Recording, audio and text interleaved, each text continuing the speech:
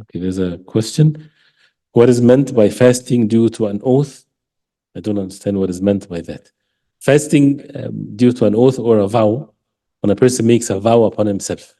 And the vow or nadhr is makruh or even haram in some situations.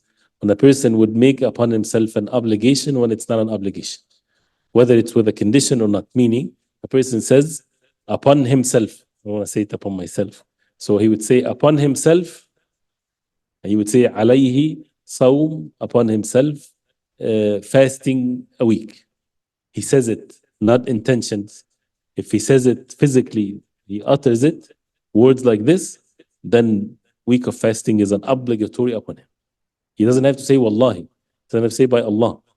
Just to say that upon oneself to fast a week.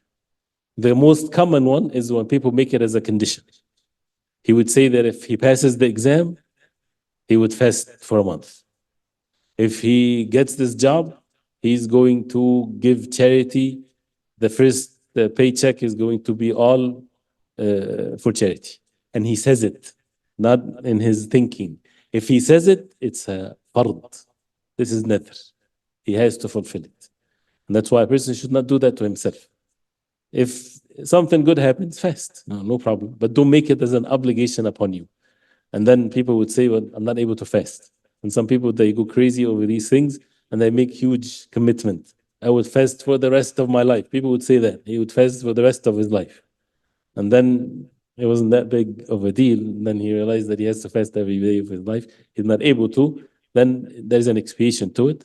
So this is by means of vow.